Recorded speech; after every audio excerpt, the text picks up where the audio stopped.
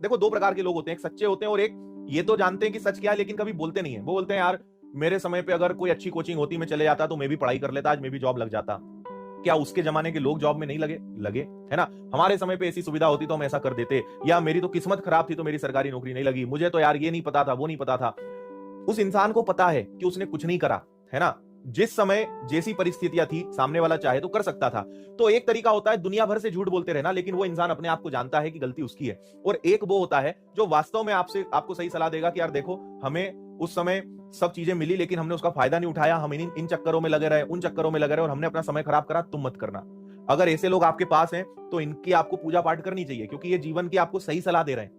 बहुत पिसाना पड़ेगा, बहुत तपना पड़ेगा, बहुत मेहनत करनी पड़ेगी, तब जाके आपको सिलेक्शन मिलेगा। ये बात ध्यान रखना, इतना आसान नहीं है जितना आसान आप इसको आज समझ रहे हो। जितनी आसानी से आप 2-4-5 घंटे पढ़ के और अपना समय बिंदास बर्बाद कर रहे हो, बाद में पछताओगे, है ना। समय की एक बात होती है कि जब वो बीत जाता है ना, तब उसकी कद्र समझ में आती, तब पता चलता है।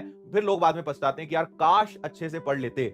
घर वाले जब सपोर्ट कर रहे होते तो कुछ लोग, मैं आपको बता रहा हूं, 10 में से 1 या 2 लोग ऐसे होते हैं कि जब घर वाले उनका सपोर्ट करते हैं तो वो उसको वास्तव में कन्वर्ट करते हैं, उसका एक्चुअल में फायदा लेते हैं। 10 में से 8 लोग वो होते हैं कि घर वाले सपोर्ट कर रहे हैं ना, अरे बिंदास रहो, कोई टेंशन नहीं, घर वाले अपने साथ हैं।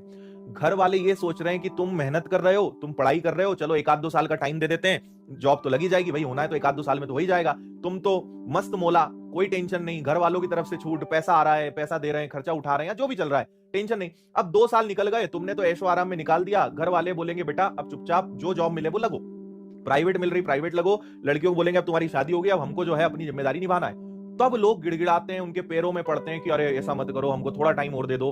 तो वो बोलेंगे कि इतने साल से तुम क्या कर रहे थे, 2 साल तुमको दे दिए, इतना समय दे दिया, तब तो इसका मतलब तुम मक्कारी कर रहे थे। तो तुम जब उस समय नहीं सुधरे तो आगे क्या सुधर जाओगे। तो अधिकतर लोग अपना जीवन इसी चक्कर में बिगाड़ लेते हैं कि जब सब सही माहौल मिलता है, जब सब सपोर्ट कर रहे होते हैं, जब सारी चीजें सही होती हैं, तो वो अपने 7वें आसमान पे होते हैं, अलग ही जीवन के ऐशो आराम चल रहे होते हैं। और जब परिस्थितियां बिगड़ना चालू होती है, आप देखना बहुत टैलेंटेड लोग, बहुत शानदार शानदार लोग 8-8, 10-10, 15-15 हजार रुपए में घिसा रहे हैं। इसलिए नहीं घिसा रहे हैं कि उनकी किस्मत बेकार थी, वो इसलिए घिसा रहे हैं क्योंकि सही समय पे डिसीजन गलत लिया उन्होंने। आपको ये बात पता होनी चाहिए कि ये जो उम्र होती है ना, मतलब आप मान के चलो कि 22 से लेके 28, मैं एक स्टैंडर्ड बता रहा हूं, प्लस माइनस भी हो सकता है, कुछ लोग इससे ज्यादा उम्र में होंगे लेकिन मेहनत कर रहे होंगे, कुछ कम में कर रहे होंगे।